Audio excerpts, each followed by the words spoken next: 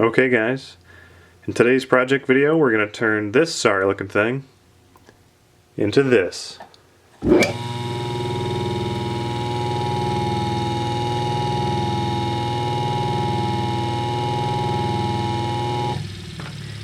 So stick around if you want to see that. You guys, check this thing out. Oh, you can't, because you can't see it. Yep, just talking to myself in the garage.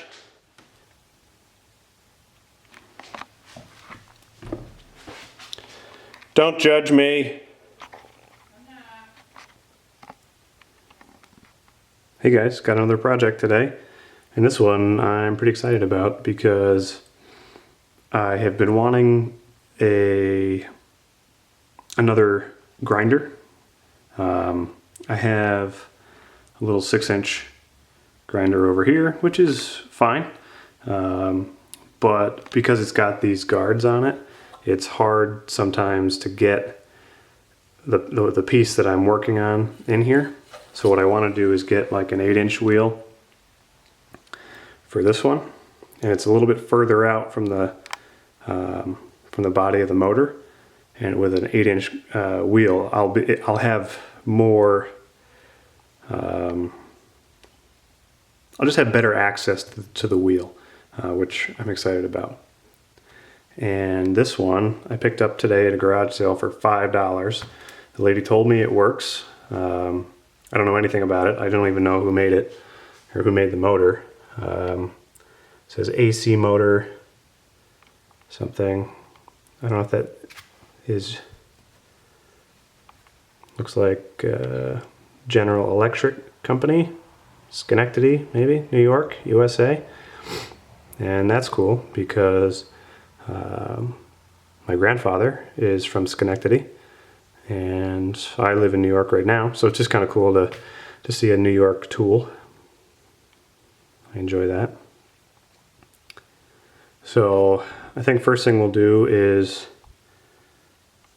we'll take a look at this plug. It's what's the word I'm looking for? Janky, I think. We'll take a look at it and see if it's something I dare plug in to test to see if it runs. I will probably redo this with a longer cord. I'll probably get like a 6 or 8 foot cord for this when I redo it. That way I can just plug it into the wall instead of having to run an extension cord from the wall to this. So let's plug it in, see if it turns, farts, and lets the smoke out, or if it's still got some life left in it. All right, so it doesn't appear that there is any switch for this, so I think you just plug it in and it's off and running. So I've got the extension cord here, and I don't know. Well, let's just go for it. Let's see what happens.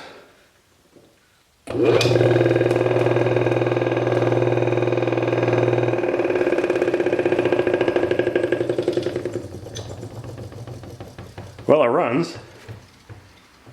This wheel is really out of round. It's pretty oblong, so it's got a wicked vibration on it. So I think what I'll do is I'll take this off and we'll test it again. It's also loose on the arbor, so it looks like there's a couple of set screws here. So I don't know if you guys will be able to, you can't probably tell. Let's see if I can zoom in. There's a couple of set screws right here. So I'll take those out, and this whole thing should come off the arbor there.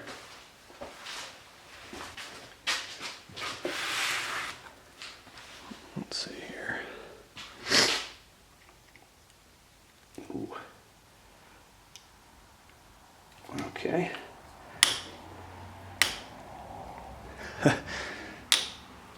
That one's been in there a while. All right, that's loose. Let's see, will this one turn? A little bit. Oh, you know what it is? They painted over it. So it's probably rusted in place and painted.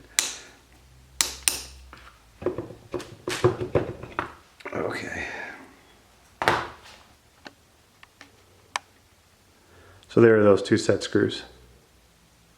And that just clamps onto, it looks like there's a flat surface here on the, let me zoom you guys in again. So here on the arbor for the motor, there is a flat spot that those set screws set onto. So let's plug this in again and see if it's got the same level of weeble wobble.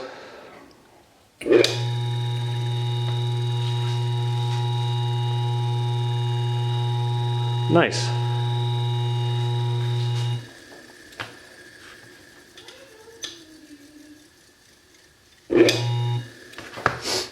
I don't know if you guys can see the lights in here dim when I plug it in.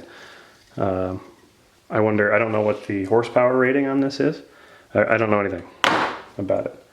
So let's clean it up a little bit. Let me get some degreaser.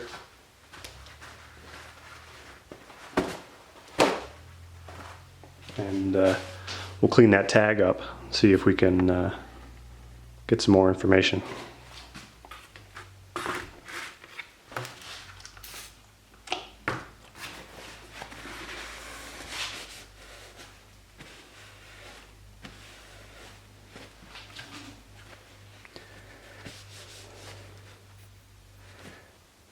So I'm just going to hold the paper towel in place because the body of it is round.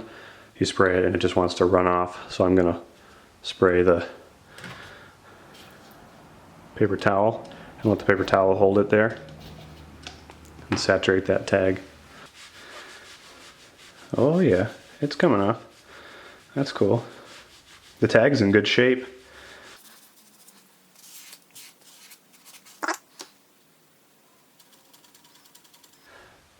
Well, it flakes a bit when I go at it with my fingernail, so I don't know if that's a good sign or a bad sign, but it looks like. So I believe that says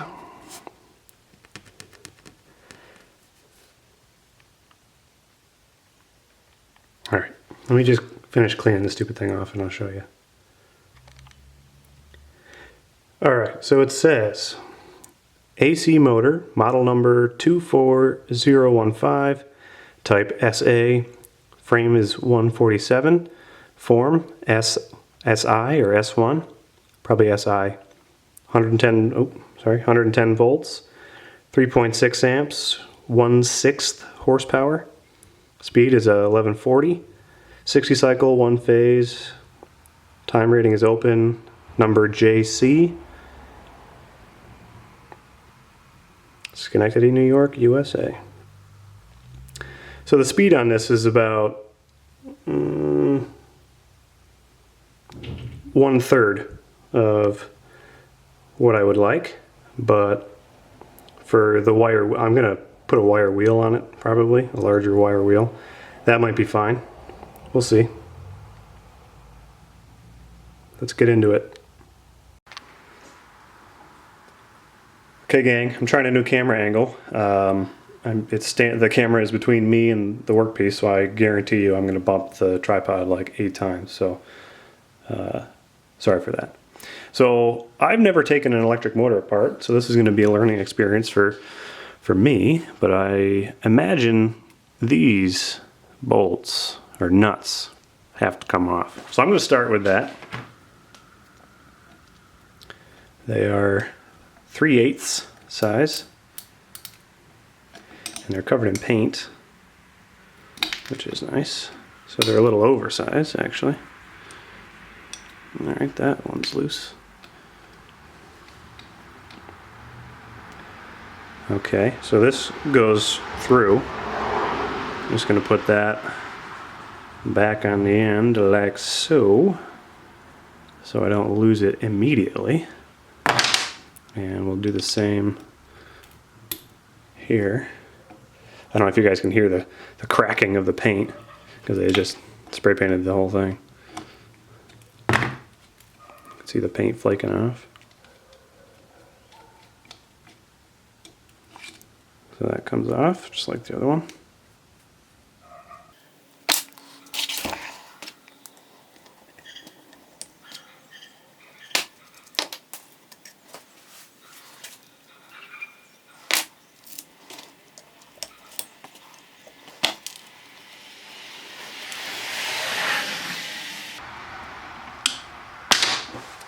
All right, that's those. So this is loose now. So I don't know, but I'm just going to grab this and pull. Okay. Let's see, what have we got here? Let me grab a flashlight. Never mind, I can't find it. All right, so you can see in here, oh, these are the brushes. I gotta find a flashlight, hold on. Okay, I'm back. So here and here are the carbon brushes. They look like they still have some life in them. That's good. And you can see, I don't know, maybe you can see where the wires come in. And oh, that's kind of cool. I doubt you guys will be able to see that. But so in here, this looks like a bronze bushing down in the middle. And maybe if I zoom you guys in.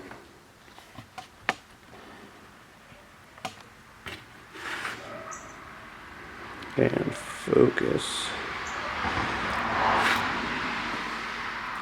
You can actually see in the very bottom, I don't know, you can just barely make out on camera, but I can totally see the GE scroll logo is cut, or I don't know if it's cut. No, it looks like it's been cast into the end of that bushing. Okay, gang. I think I was talking about this thing. So down in here, in this bushing, which you can't see because it's so dark in there. Let me try zooming you in a little bit. And adding some additional light, maybe. So down in here, there are grooves cut rotationally, almost like a super coarse thread, essentially, on the inside of this bushing. And on the outside of the motor housing, there's probably right here, maybe, you would drop put a couple drops of oil, and that would lubricate the spindle or the motor shaft, this guy, and it does have oil on it, which is good to see. So that as this spins inside that bushing, it's lubricated, so it reduces wear. So that's kind of cool. And all right, so let me move this out of here. Now, this is the back side with it says the pokey bits on it. So you remove these two screws here to get to the cord, as well as the brushes. So this here and here, these two things there are graphite or carbon brushes, and they're spring loaded. So as they wear, so the springs make good contact with the appropriate contacts on the motor, but as they wear, that spring allows for some level of adjustment. So that's pretty cool. So that's that. And then here's the motor. So this is the surface that those two brushes make contact with, and you can see it looks like I don't know if it's brass or what, but you can see there's two dark marks, two dark circles that go around. So as this spins, those two brushes are pushing against here and here, and you'll notice that it's separated. There's a groove here, so I assume that's, again, I assume because I don't know much about electric motors. This, like I said, this is the first one I've actually, really had apart. But I believe possibly the reason they're separated like that is so you have a positive and a negative. Don't take my word for that. Just assume that I'm wrong. Here's a couple of terminals. The armature here doesn't look like it's had any balancing. Sometimes you'll see little grooves cut in here to relieve some weight because it's heavy on that side, because you want your engine or your motor to spin balanced for reasons. You can sort of kind of see the fan back here. It doesn't appear to be biased in one direction or the other, so I guess this motor might be able to spin in either direction. Again, I don't know. I'll probably cut all this out, but it does look kind of gross in there. And you can see the inside here looks pretty friggin' gross too. So let's see if I can get this out. Ooh. That had a suction-y kind of noise. Oh, you know what? So where the set screws were on the shaft here, there's quite a bit of deformation from the screws. And so I think it's catching on the inside of a bushing there. So I don't know that I can get that out. I might have to do some filing to clean that up. All right, off camera I did just a little bit of hand filing right along this edge here of the output spindle, and now this end bell should come off. There we go. Okay, so there be that. Ooh. Crumbly. I don't know what that is. I don't know if it's rust or what, but it's very like powdery. And then, ooh yeah, you guys.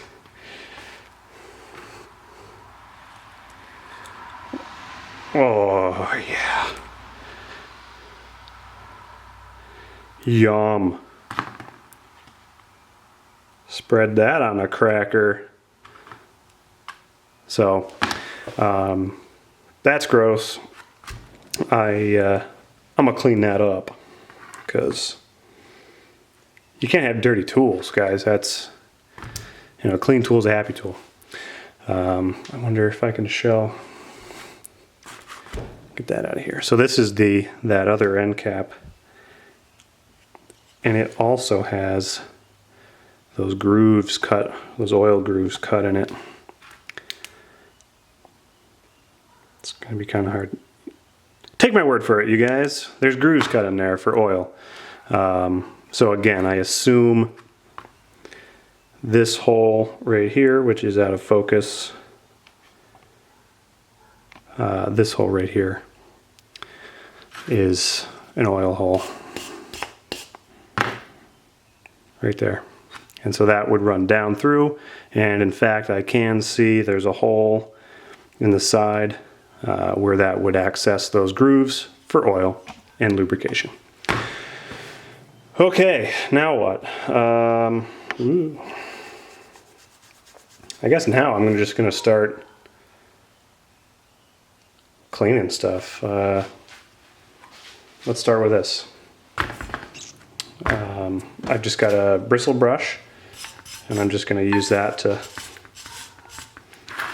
clean this, get this schmutz. It almost looks like sawdust and rust. I don't know what this was used for in its or by its previous owner, so I don't know, what would you use? I don't know, guys, it's gross. It's so fine. It looks like fine sawdust.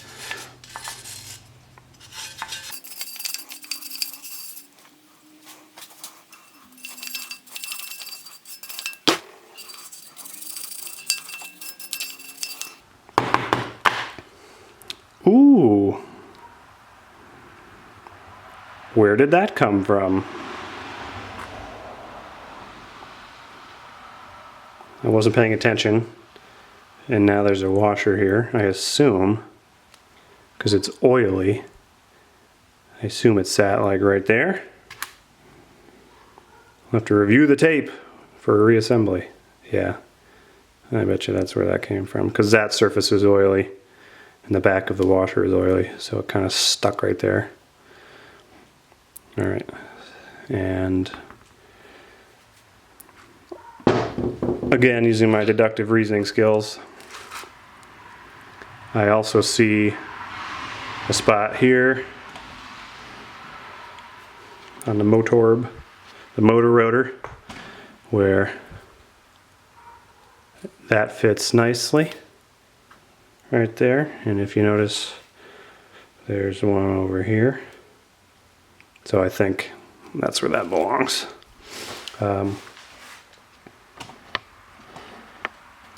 So at this point, I'm going to take 20 minutes with a brush and clean these up. I will spare you that drudgery. Okay, I had to bring you guys back because I started scooping the crap out of this this motor fan, and this is what came out. There's so much stuff in there. It's kind of gross and really satisfying at the same time.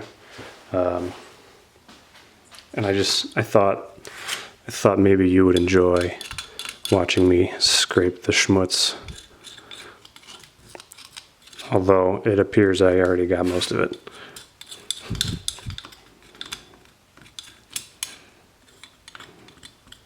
Oh, there's a nice big glob. Like, it's so like powdery. I don't know what it is. It's really dry. It's like dry. It doesn't feel like metal, like grinding dust. I don't know. I wonder if it ran in like a wood shop for a while and the fan sucked all this stuff in. Because it really does. It feels like dust and sawdust.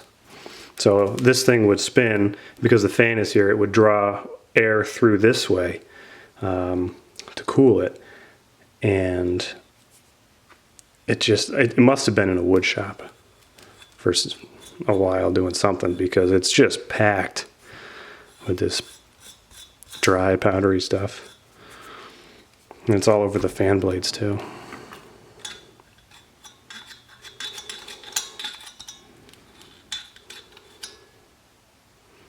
Like, I don't even want to touch my camera, like my hands are so covered in the stuff. It's like fuzzy. Oh yeah. Get it. Oh yeah, it's satisfying. Let's do it again. Ready? Oh yeah. Get off of there. Oh wait guys, there's one more. Oh yeah. This is fun.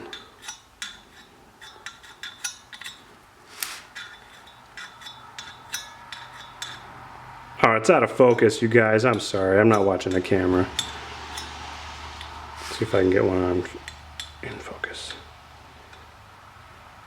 Oh, yeah. So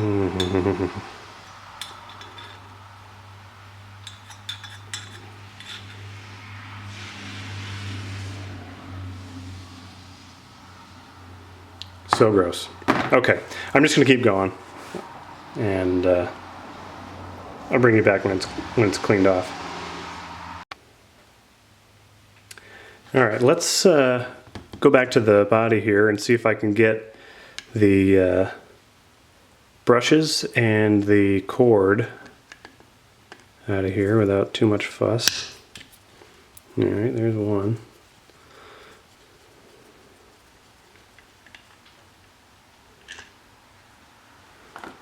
And the other. Okay, that wasn't too hard. That's good.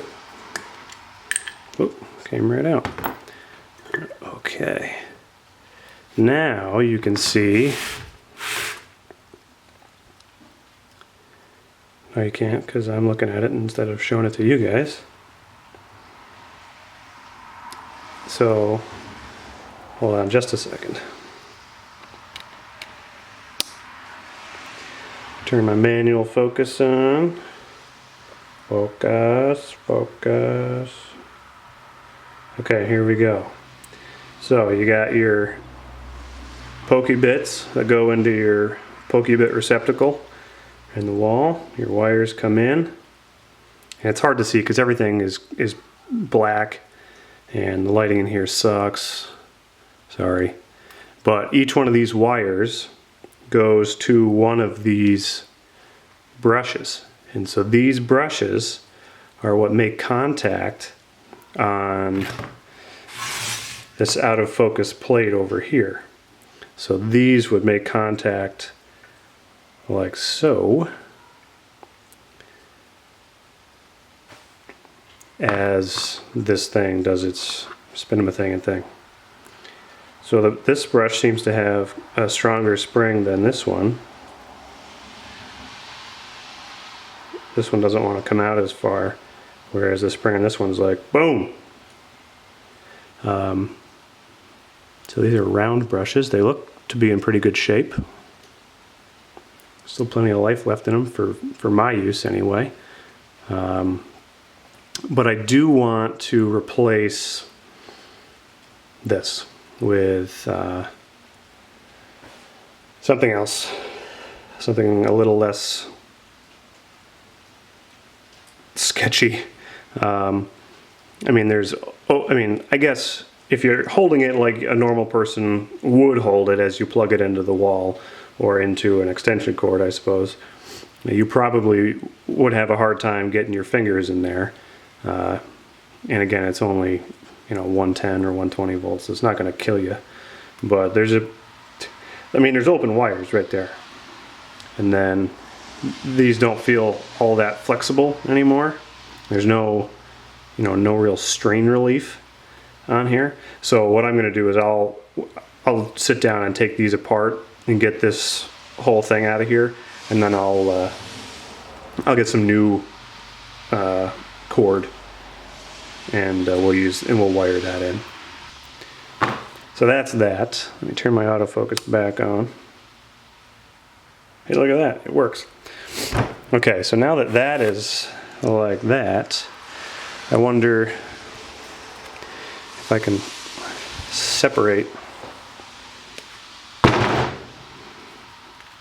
Oof, I kind of assumed that these two pieces would come apart. Maybe not.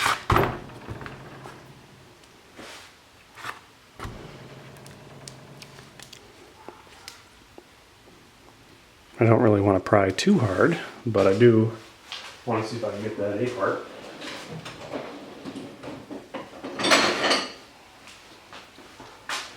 So I'll jam my prying thing in there. Real ginger carefully. See if I can pry up on that. See if that'll come off. I'm not gonna. Yep. Bam. Okay. So See, this end looks much cleaner. This end did not have the fan in it, and as a result, you can see there's very little shmoo. That was all in the other side because the fan would suck it in through the opening in the other end bell. So I don't really have much to do with this one, just a little brushing at the bottom, I think.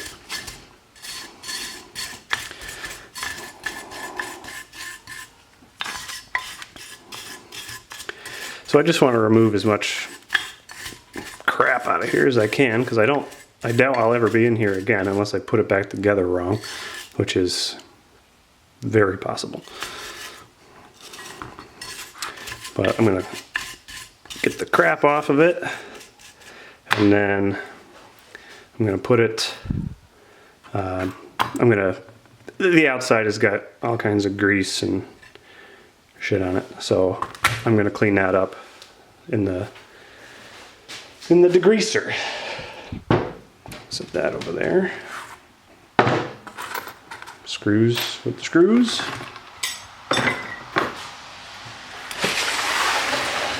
And here you can see I've already sprayed the other end bell down. Now this one can go in there. And we'll use my favorite degreaser. Give that a nice soak.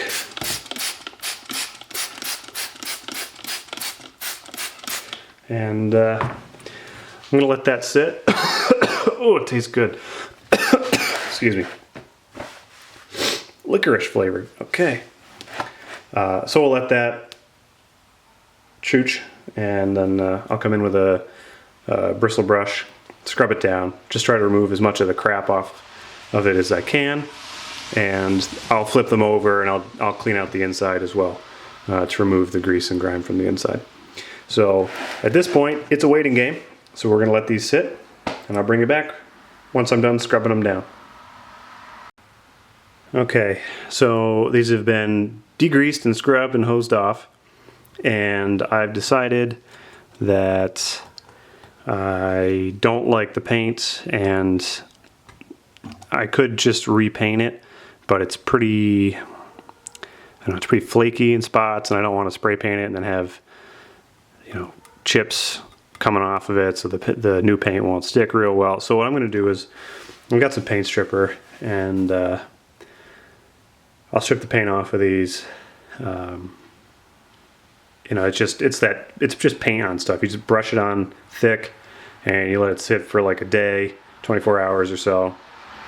And it's better if you cover it so it doesn't like dry out. And so I'll paint these two end bells with that stuff, the paint stripper. And here's the tag, and I want to get that off as well. But these are those drive screws, and they're not easy to get out. So hopefully I can get this off without screwing up the tag too bad. If I have to order a couple of drive screws to replace the original ones, I will do that. But I'll show you my attempt, or I will film this, and if it's worth putting into the video, I'll do that. I suspect it won't be. All right, so I've got the was this the armature? I don't even know. The center part with all the laminations in the vise, and I'm going to take an X-Acto knife, and I'm just going to score along the perimeter of the tag because there's paint there, and I want to break that connection between the tag and the paint. I don't want the paint giving me a hard time as I try to get this off of here.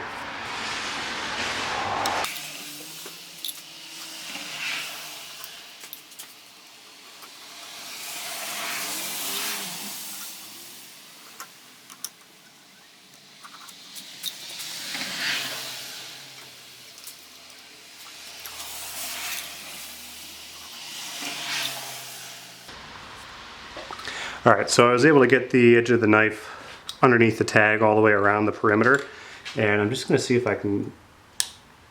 This is probably not a great way to do this, but I want to see if I can get underneath these drive screws too. I don't know, maybe I can use the tag.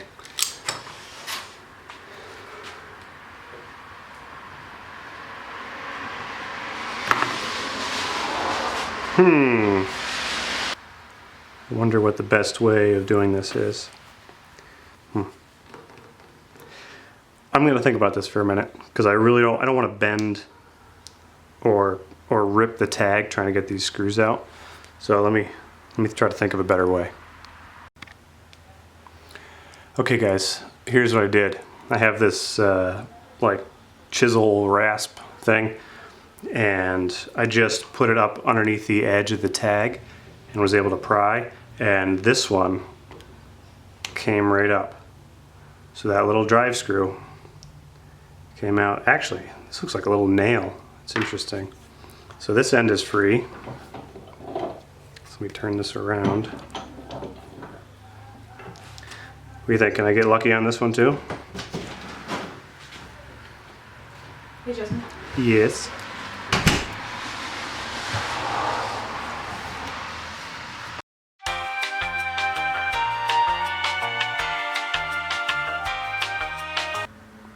Okay, this stuff has been sitting here for, I don't know, almost 24 hours with the paint stripper on it.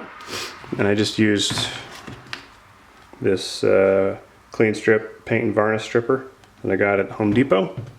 And I've just got a paint stir stick and I'm just poking at it, and you can see it just sloughs right off.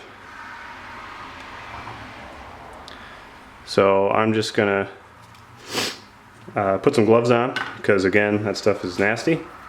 So put some gloves on and I will go over all this stuff, these three parts here, and remove all the old paint. And I'm not going to film that because it's just me scrubbing.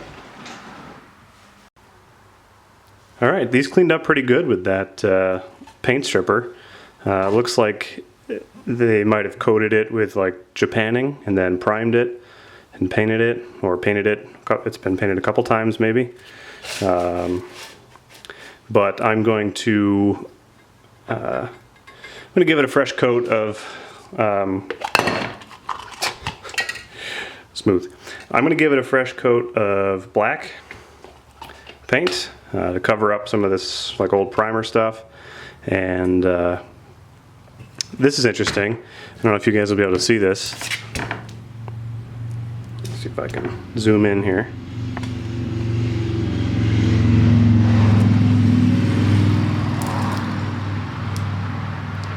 .53 it says. So the number 5-3 stamped in there. So I don't know if that's something that they stamped on at the factory, like as a year of manufacture, or what. But that's pretty cool, because as you know, my channel name is This Old Tool 53, and it's like we were meant to find each other. Okay. So I'm just going to mask off some of these things I don't want paint on. So these bushings, this end cap, these oil holes. So I'll mask those off with some painter's tape, and then give it the old rattle can treatment. And I'll bring you guys back when that's done. Alright, we're back inside, and I've got the plug and the brushes, the brush assembly here for the electric motor. What I want to do is replace this sketchy thing with this sketchy thing. This is a repaired length of extension cord. It's got the pokey end bit on it already that goes in the wall, and then I cut it off at a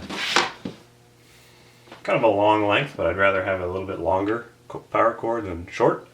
So what we'll do here is we'll get this stripped.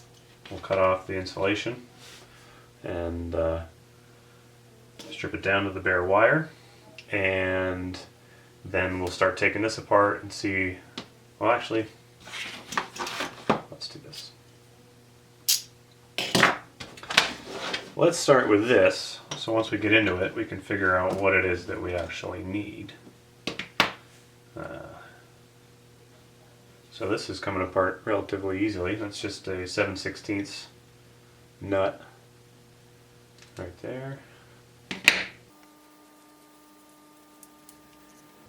And so here's the brush assembly, with a little brass nut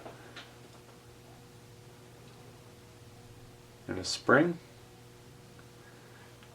and that goes down into this little hole here, and they just loop the wire on it that way. So I'll do the same thing, take the other one off.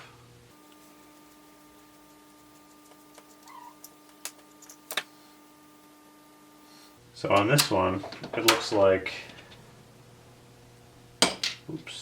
looks like one of the brushes may have been replaced.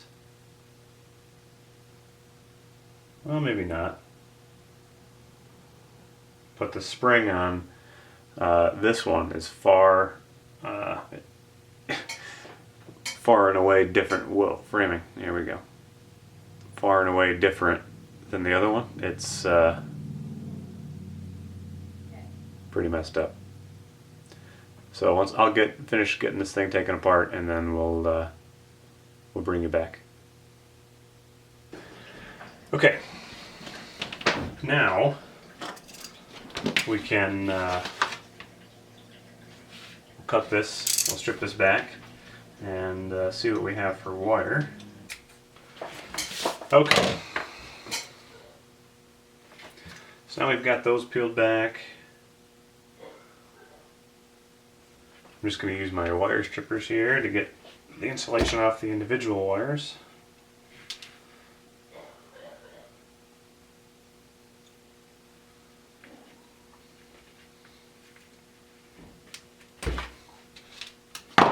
Okay, now noticing that this is a stranded wire as opposed to a solid wire, whereas the old plug had solid wire on it. Solid. And that's stranded. So what I'm going to do is probably unnecessary, but I'm going to try to solder the ends of the wire here so that it is a better connection. But just looking at this, I think I'm going to have to pull this insulation back some more, so I have longer access, or more access to the individual wires. So I'll do that and get back with you guys. Okay, so I've got these two wires. I pulled them further apart, and I think this is like a more appropriate length for getting in here and attaching them to the brush terminals. And I'm going to attempt to solder them. So we'll see how that goes. I have a soldering iron here. Let's see if I can do this without burning myself.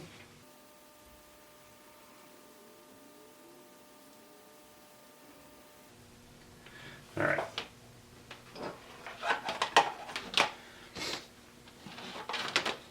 I got too much thought going on about the video, not enough about the actual soldering.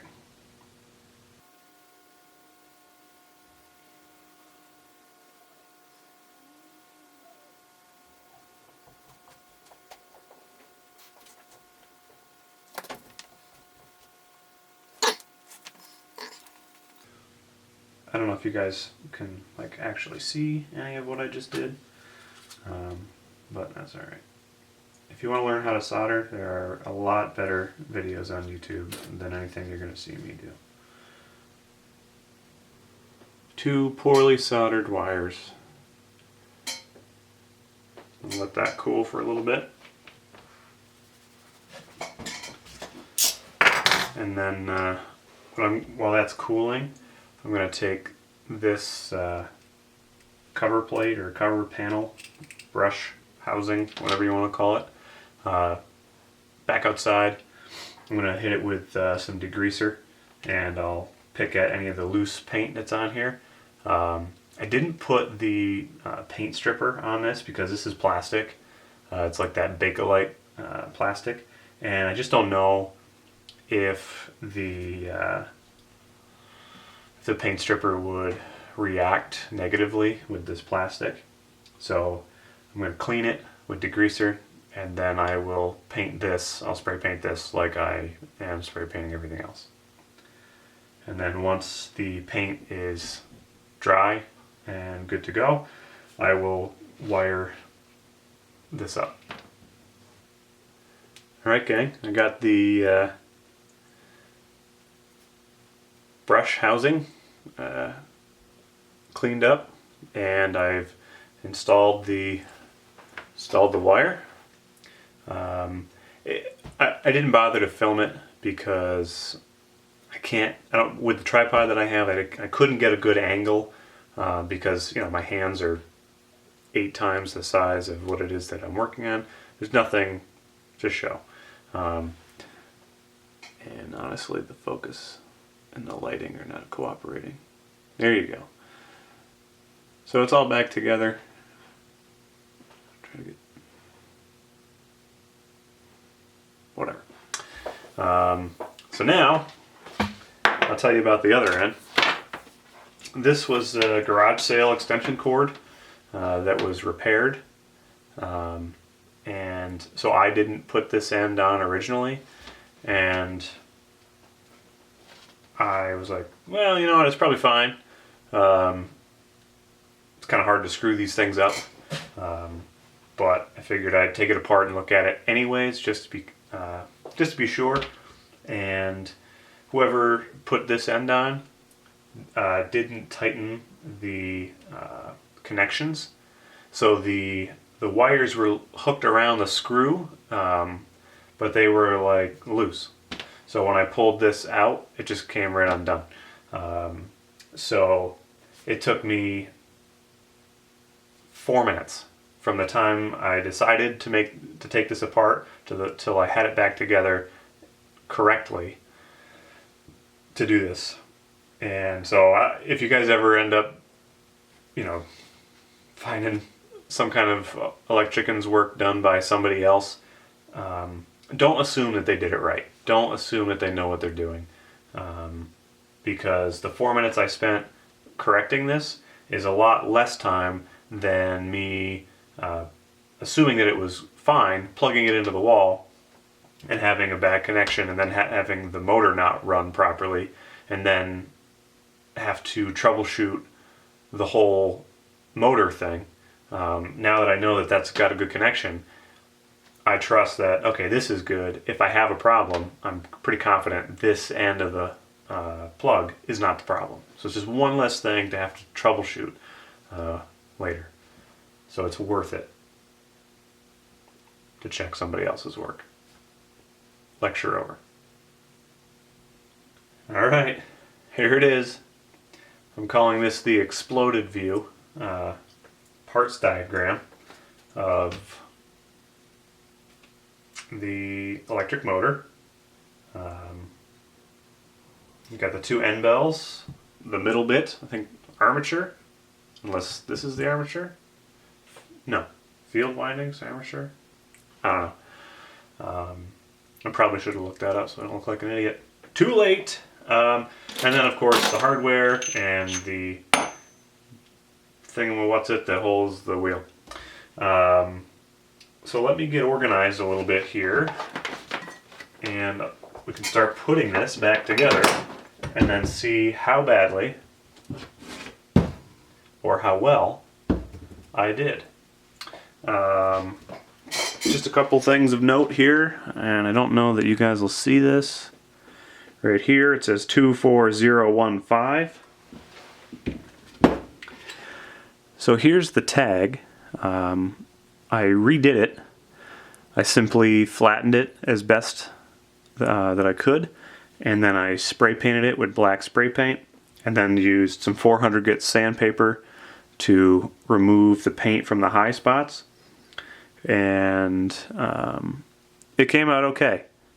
It certainly looks better than it did, but because it was not perfectly flat, I didn't get a good even sanding. So some spots I had to resort to scraping with a utility knife, just scraping it where it wouldn't come off. But anyways, so this has that 24015 stamped in it, and this is on the tag. It also says 24015 with the model number. So it must be when they put this in together. These are stamped because they must have a whole bunch of them. Depending on what motor you're putting together, you need different parts. So I just thought that was interesting. So yeah.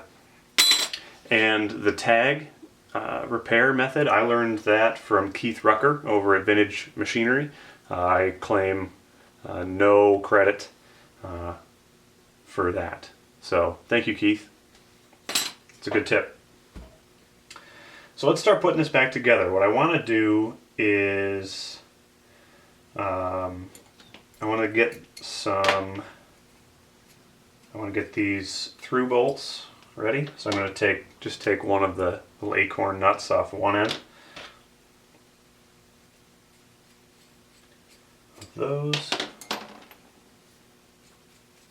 and I wire wheeled the hardware with my other bench grinder just to clean them up, because the hardware had spray paint on them as well, and I didn't care for that. So there are two holes here where the drive pins go, or the drive screws, and those are the things that held the tag in place. So I'm going to use that to help me. I want that right on top. I want the tag on top. So I'm going to insert the hardware through, and then there's through holes in this as well. So I'll feed that through. And I'll get another one here. And let's see here. 3.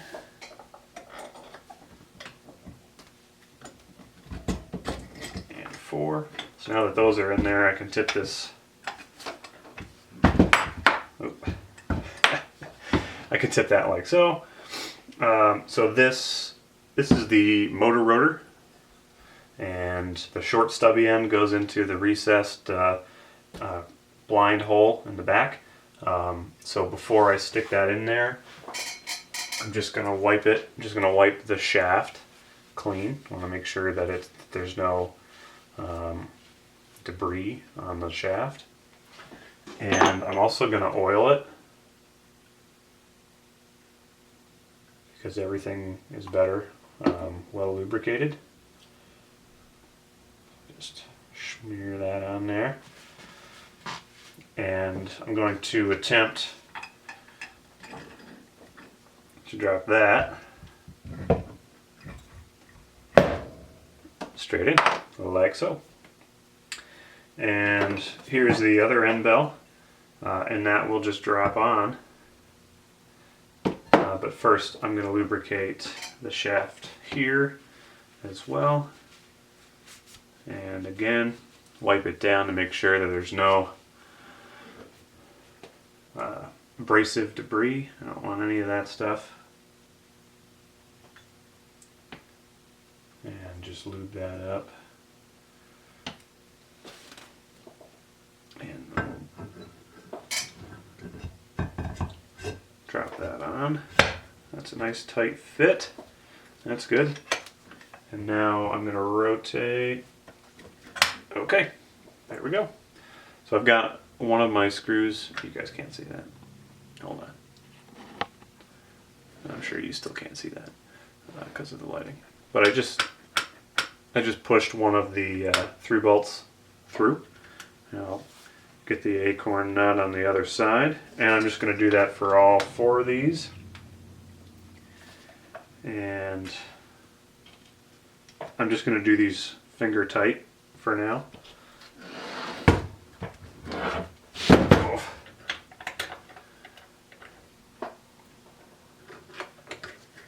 Push that through, and then engage the threads on the other side. I want to make sure that this turns in here and is not binding.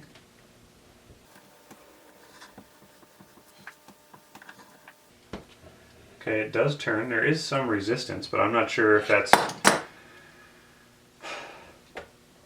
acceptable. I don't know if... Why don't I tighten all these up? Let me just tighten these up.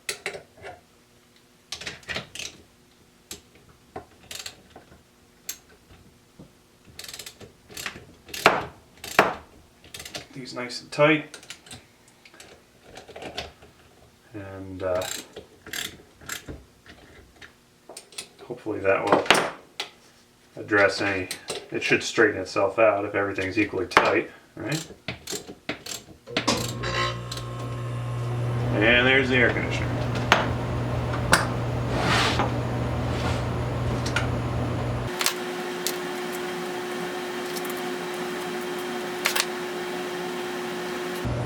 That's better. Okay, here is the power cord and brush assembly.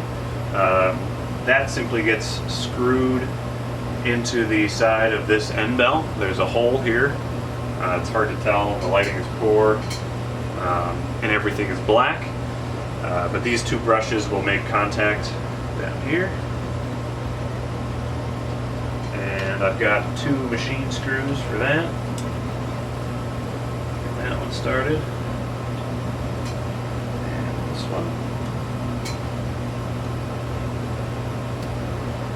Now, one thing I'm not super excited about is, because this is a non-original power cord for this, there's no like built-in strain relief. So, you know, if you yank on the power cord, it's possible that you could do damage to the brush assembly. Or have the whole thing, like the wiring, come apart, which would be not great.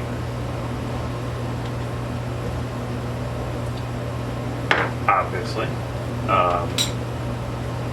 So that should be that. I don't know for certain. I believe that I have this wired in the proper direction, so I'm going to plug it in real quick. What's the worst that could happen?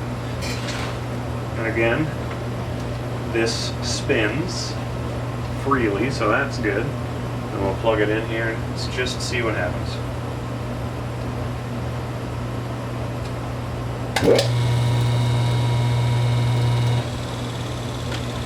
It runs.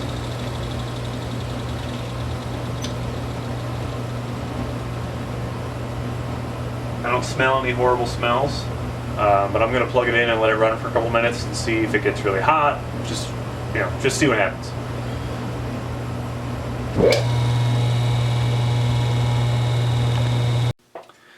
Okay, so I've had it running for a few minutes and it's just starting to get warm, so it's just warming up, and it's got it doesn't run very loudly. Doesn't seem to have any obvious issues, which is good. There are 2 little oil holes, one on each side. So I did put some 3-in-1 oil in there, and I've got the mandrel with a DeWalt 5/8 wire wheel mounted on it. So I'll stick that on the end here.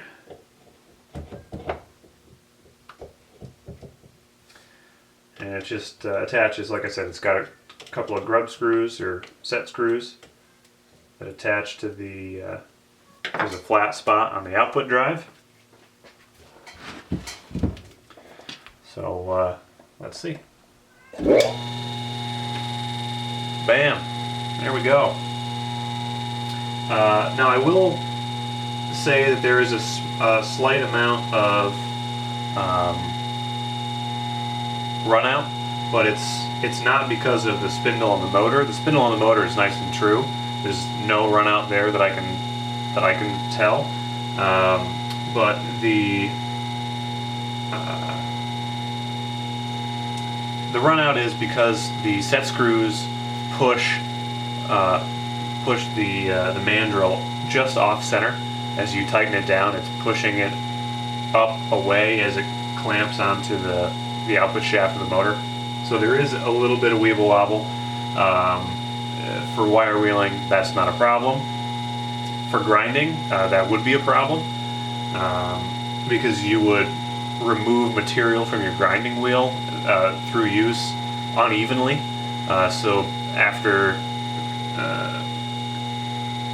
a decent amount of use, you would end up with a wheel that's no longer round. It would be more egg-shaped, which is a problem. So this is fine for wire wheeling, not so great for grinding. And to be fair, this wire wheel came with some factory issues.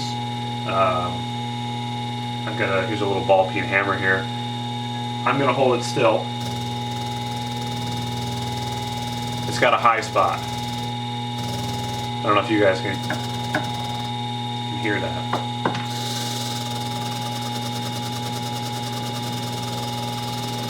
It's not a huge deal, you know, if you really push into it, it's fine, but it's annoying. You know, it's a $15 wheel that I don't like to use. I have a cheaper, I've got a cheaper wheel that I got, I think it's a 40. It was like $6. It's a little bit narrower, but it's a lot nicer. It's consistent, it's true, it doesn't have these high spots like this one does, but whatever. Okay, as far as I can tell, there's only one thing left to do, and it's to put the tag back on. So let's do that. I've got the original little drive screws. Stick those back in their hole.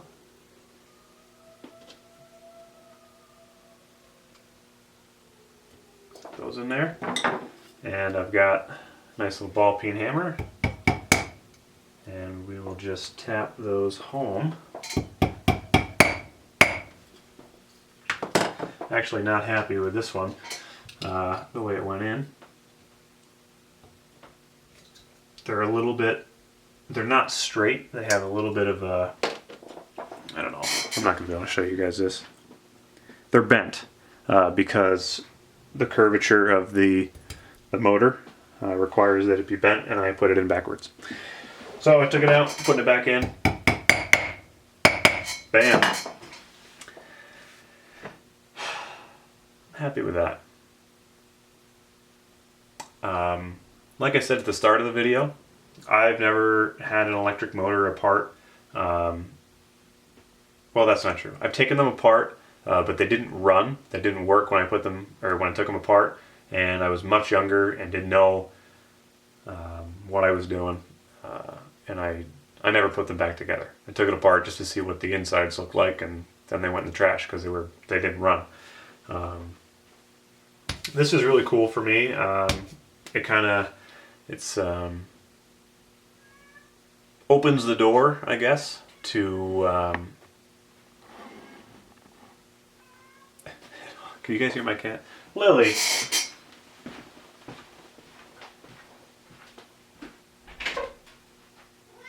Hi. Come on in. Come on. Hello. people of the internet want to meet you. So this is Lily. Lily's a chubby kitty. Are you happy? I usually don't let them in the shop for fear of them getting into something that they shouldn't. But I'm in here to supervise.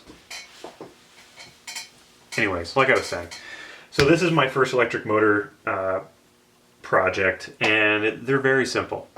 Now, granted, this is a single phase as opposed to three phase. Three phase is JFM as far as I'm concerned, but I've never had any training or education or done any research into how a three phase motor works, so it might as well be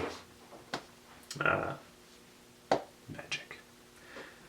But now that I've kind of wet my whistle on electric motors, who knows, maybe there will be some power tools in the future, in future videos, I don't know. But I think my plan for this is I will mount it on a board, like not something very large, but something a little bit larger. And what I'd like to do is get it a little bit higher up so that I can, because this just clears a 6-inch wheel. There's about a finger's space between the work surface and the wheel, the bottom of the wheel. And I want to get an 8-inch wheel if I can. So in order to get another, inch worth of wheel on each side of the spindle, I need more space underneath. So this has got to get lifted up. So I'll probably make some spacers for the feet to get it up a little bit higher, mount it on a board that I can clamp to one of my workbenches if I want to. I don't know, we'll see. I'm not sure how much use this will get, in all honesty, because I have another 6-inch grinder that has, it's got 2 wheels. I've got that 4 wire wheel on one side, and then I have a 3M finishing wheel on the other, which is pretty cool. It wasn't cheap; it was like $45, but it does a really nice job of kind of polishing some of these old parts. I actually used it here, and it cleaned up nicely. But that grinder that I have upstairs, that spins at 3 times the speed of this one. This one only spins at 1140 RPMs. Any of the ones you buy today spin at like 3500 RPM. So I don't know. Again, time will tell, and I'm gonna have to learn just by using the tool whether or not having the reduced wheel speed is a problem or not. It could be that if this thing spun 3 times faster, that that high spot that I have here that causes the oscillation, it might be spinning fast enough where that's not a problem. But at this low speed, it's a problem. Surface speed will increase a little bit if I go to the 8-inch wheel, because the bigger the wheel, the farther you are from the radius, the higher your surface speed is. So that would be an improvement, again, over the 6-inch wheel. But who knows? Maybe you guys will see this working in future videos as I work to clean up other stuff and restore other tools. But that's it for this one. Thanks for sticking around. I'll do a panning shot with the camera. What? Come here. No. What?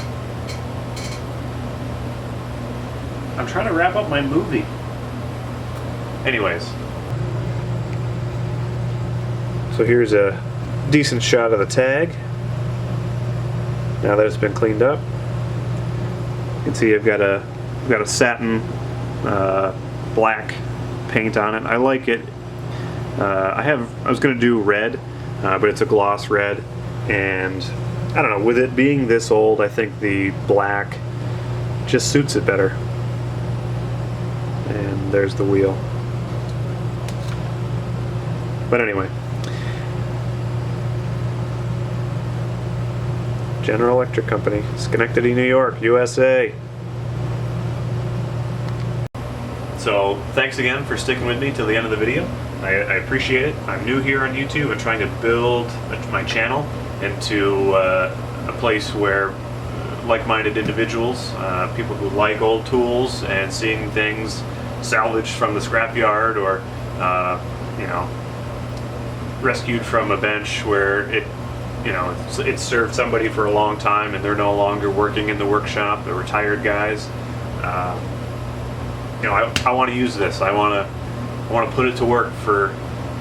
I want somebody to get it off my bench 40 years from now, 50 years from now, and go, oh, this is kind of cool. What's that?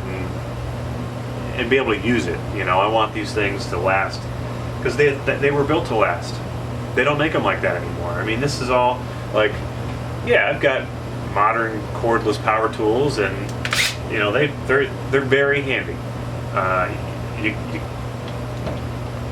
The ergonomics and functionality of modern tools a lot of times has improved, but we've gotten to the point where the manufacturers don't give a damn about longevity because they want to sell you another tool. If they make a tool that is great and will last 50 years, they're not going to sell you another one.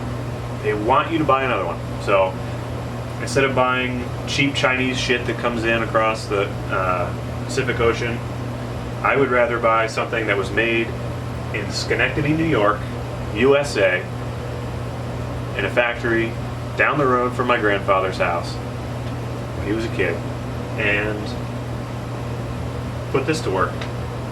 Alright. Rant over. Anyways, thanks for watching. If you enjoyed this, please give me a thumbs up, like, comment, subscribe, all that stuff. I've got a couple of vise restorations in the works. I've got a couple other tool projects I want to work on. And if you like this one, I'm glad. I am open to suggestions on what didn't you like. Did I talk too much? I do talk a lot. Did I not explain something well enough? Give me your feedback. I'm interested. So again, thanks for watching, and we'll see you next time on This Old Tool 53.